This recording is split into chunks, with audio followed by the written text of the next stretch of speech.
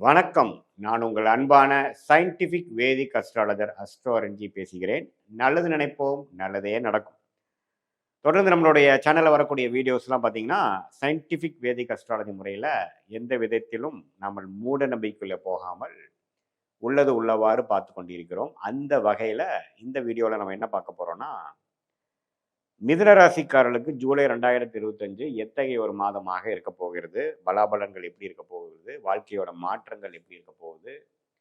ஆண்டு கிரகமாகிய குரு, சனி, ராகு, கேது எப்படி இருக்கிறாங்க அப்படிங்கிறத நம்ம பார்க்க போறோம். அது மூலமாக மாத கிரகத்தின் அமைப்பு எப்படி இருந்து, எது மாரி ஒரு அமைப்பு வந்து மிதுன ராசிக்கு இருக்க போகுதுன்னு பார்க்க போறோம்.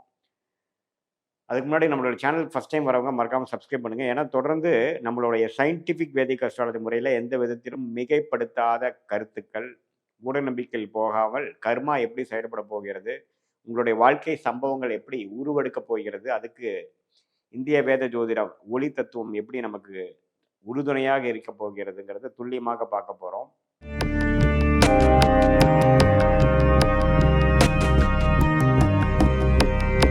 ஜூலை மாதம் 2025 மிதுன ராசிக்கு எப்படி இருக்க போகுதுன்னு பார்க்கும் பொழுது, ராசி அதிபதியாகிய புதனே 2ஆம் இடத்துல கடகத்துல முதல் தேதியிலிருந்து இருக்கிறார். கிட்டத்தட்ட மாதம் முழுக்குமே கடகத்துல தான் இருக்கிறார். வக்ர ரீதியா மேல கீழயும் போயிட்டு கடகத்திலேயே இருக்கிறார். அடுத்தபடியா ராஜயோகாதிபதி சுக்கிரன் 12ஆம் இடத்திலேயே நீடித்து ஆட்சி பலத்தோடு இருந்து மாச கடைசியில தான் ராசிக்குள்ள வர்றது அருமையான விஷயங்கள்.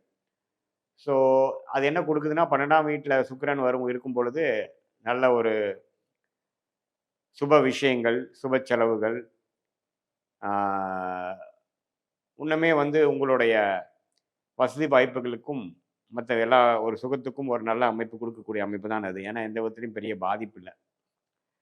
2வது விஷயம் பார்த்தீங்கன்னா, செவ்வாய்.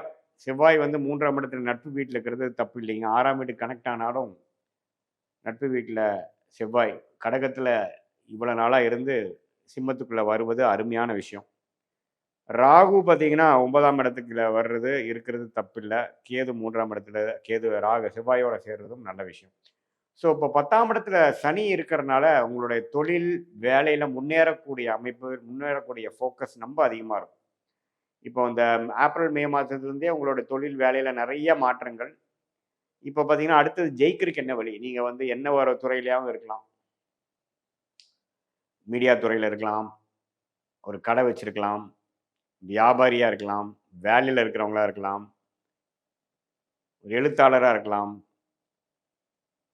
இம்போர்ட், எக்ஸ்போர்ட்டரா இருக்கலாம், சொல்லிக் கொடுக்கும் வேலையாக இந்த வாத்தியாராக இருக்கலாம். எதா இருந்தாலும் வாழ்க்கையில உங்களோட வேலையில, உங்க தொழில்ல எப்படி ஜெயிக்கிறது? அடுத்த லெவல் எப்படி போகுறது? இன்னும் ப்ரமோஷன் எப்படி ஆகுறது? எக்ஸ்பான்ஷன் எப்படி ஆகுறது? இன்னுமே உங்களுடைய தொழில்ல வந்து ஸ்திரத்தன்மையோட எப்படி இருக்கிறது? இன்னும் டெவலப் எப்படி ஆகுறதுங்கிறதுக்கு சனி ராஜயோகாதிபதி 10ஆம் இடத்துல உங்கள அதிகமாக உழைக்க வைப்பார். மெனக்கெட வைப்பார். எது உங்களுக்கு நல்ல ஒரு அமைப்பு குடுக்குமோ, அந்த ரூட்ல போக வைப்பார். அதுதான் வந்து மார்ச் மாசத்திலிருந்து நடந்து கொண்டிருக்கிறது. அது ஜூலை மாசம் முன்னமே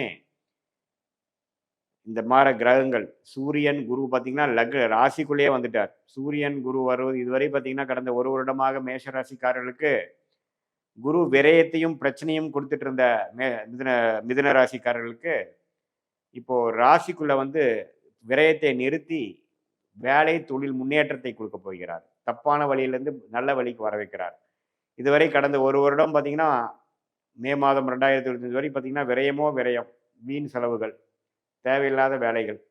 இப்போ ராசிக்குள்ள குரு வந்து சூரியனோட சேரும் பொழுது, மிகவும் உத்வேகப்பட்டு நம்ம செய்த பிழைகள்லாம் அறிந்து, இப்ப நம்ம எப்படி செய்து ஜெயிக்கலாம் அப்படிங்கிற மாரி விஷயங்கள். திருமண தடைகள் இருக்கிறவங்களுக்கு திருமணம் ஆகுறது. ஏன்னா 7ஆம் இடத்தை குரு பார்க்கிறார். குழந்தைக்கு பேரு எதிர்பார்க்கிறவங்களுக்கு குழந்தை பேரு கிடைக்கிறது. 9ஆம் வீட்டு குரு பார்க்கறனால பெற்றோர், தகப்பனார் மூலமாக சில அனுகூலமான விஷயங்கள் நடக்கிறது. அது மாரி பல நல்ல விஷயங்கள் நடக்கும். 2024 மே, ஜூன், ஜூலைலேருந்து விரயங்களும், பிரச்சனைகளும், சிக்கல்களும், ஒரு குரோத் ஓரியன்டேஷனே இல்லாமல் மிதுன ராசிக்காரர்களுக்கு போயிட்டு இருந்தவங்களுக்கு, இப்போ நல்லா படிப்படியாக உத்வேகப்பட்டு என்ன செய்யணுங்கிற கிளாரிட்டி அறிந்து ஜெயிக்கக்கூடிய அமைப்பு, உழைக்கக்கூடிய அமைப்பு, அதுக்கு தகுந்த மாரி ஒரு ஊதியம் பெறக்கூடிய அமைப்புக்கு வேணுங்கிற ஒரு ஆரம்ப கட்ட மாதங்கள்ல ஜூலை மாதமும் ஒரு மாதமாக இருக்குதுங்கிறத நீங்க தெரிஞ்சுக்கணும். ஸோ இந்த மாதத்தை நல்லா யூஸ் பண்ணிக்கணும். சுக்கிரன் இருக்கிற அமைப்பு நல்லது. சூரியன், குரு ராசிக்குள்ளேயே இருக்கிறது நல்லது. செவ்வாய் 3ஆம் இடத்துல இருக்கிறது நல்லது.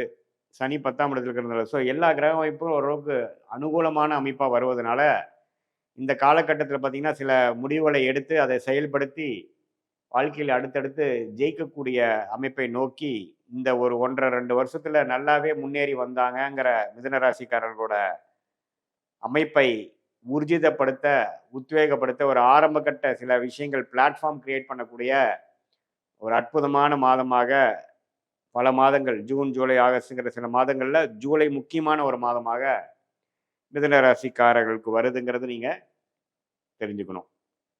அப்பதான் உங்களுக்கு வந்து இந்த போன வருஷம்லாம் பார்த்தீங்கன்னா, ஏனோ தானோன்ட்டு சில முயற்சிகள் எடுத்தது, மாணவர்களா இருந்தாலும் சரி, இல்லத்தரசிகளா இருந்தாலும் சரி, சீனியர் சிட்டிசனா இருந்தாலும் சரி, தொழில் நல்ல முதலீடு, பணம் போட்டு முதலீடு செய்றவரா இருந்தாலும் சரி,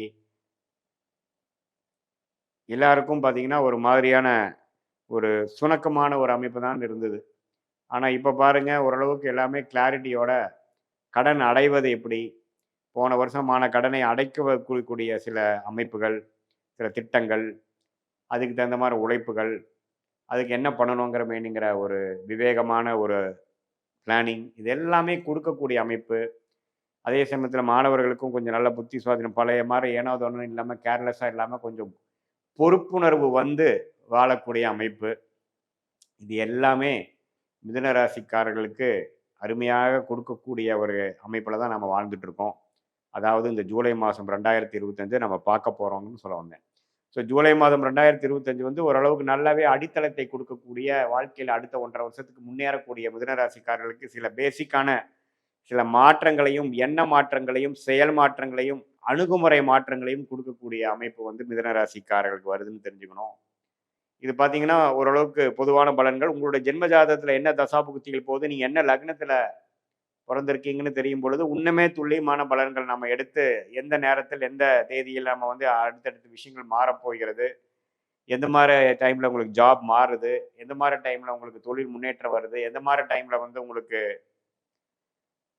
கல்யாண விஷயங்கள், உறவுகள் விஷயங்கள் மேம்படுகிறது, குழந்தைகள் விஷயம் எப்போ கிடைக்குது, எந்த மாரி குவார்ட்டர், எந்த மாரி மாதத்தில வருகிறது, அப்படிங்கிறதெல்லாம் துல்லியமாக நாம இந்திய வேத ஜோதிடம் சயின்டிஃபிக் முறையில பார்த்து எதையும் மிகைப்படுத்தாமல் உள்ளது உள்ளவாறு பார்த்து பரிகாரங்கள் அது மாதிரி விஷயத்துக்குள்ள போகாமல் சயின்டிஃபிக்கா பார்த்து அது மூலமா பலன் அறியலாம்.